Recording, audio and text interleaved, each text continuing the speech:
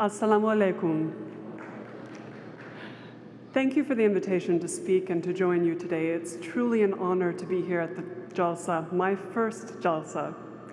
I currently lead the Secretary's Office for Religion and Global Affairs, which was established in 2013. It's a new office, and it's an office that opens its doors so that you and others can inform the State Department so we can do our job better.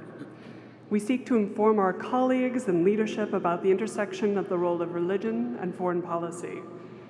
And there's very little in the world that religious dynamics do not impact.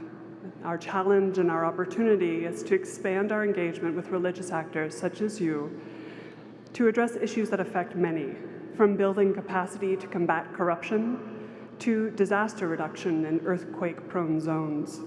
As a Foreign Service officer representing the United States abroad, it's very clear to me that we only enhance our ability to address these challenges, such as health crises, natural disasters, refugee flows, when we work with religious communities.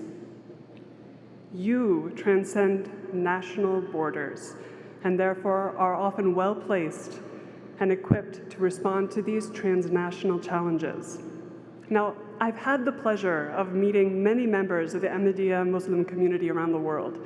I actually just returned yesterday from Nigeria, where Ahmadiyya are represented in a cross-section of society. And while previously serving in the Office of Religion and Global Affairs, International Religious Freedom, I had many discussions with the Ahmadiyya community leadership here in the United States about how to address religious freedom concerns from the Gulf to Indonesia to Pakistan. And during my time in Pakistan, I spent many hours meeting and listening and brainstorming with the community leaders. While Ahmadis continue to face persecution in Pakistan, the community remains committed to and dedicated to supporting the well-being of others, regardless of their religion.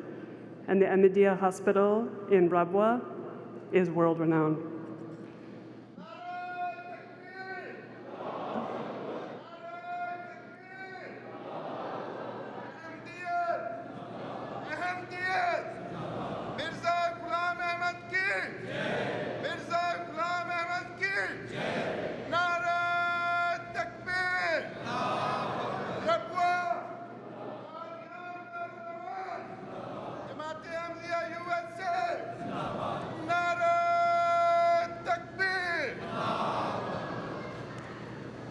But above all, one encounter remains etched in my memory, and it epitomizes the focus on kinship and kindness and justice of the Ahmadiyya Muslim community.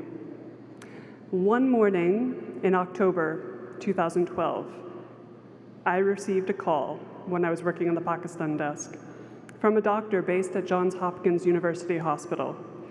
He'd received permission from the hospital's trauma center to offer pro bono medical support for Malala Yousafzai, who had just been shot the week prior.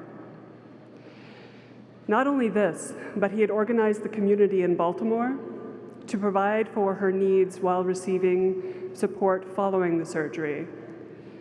It was only later, in that very intense week of calls and coordination, that I learned that the lead surgeon involved, who had called me randomly on that Monday morning, was a member of the American Ahmadiyya Muslim community and had efficiently and effectively and quickly solicited support not only from fellow Ahmadis, but throughout the community of Baltimore. Now, a British team in Pakistan on the ground ultimately transported Malala to the United Kingdom for surgery and care, but the dedicated team of doctors and civil society representatives in Baltimore had demonstrated to me, but not only to me, to all the executive branch, the astounding capacity to organize, support, and care in a matter of days. And it was a privilege to be one of those coordinating and trying to work for this tremendous objective together with the Ahmadiyya community. You do extraordinary work with Humanity First, to include quality care for those beyond our borders. And I laud your partnerships with many other organizations, including the Red Cross. Such interreligious collaboration will further the sense of community and diversity we celebrate as a strength in the United States.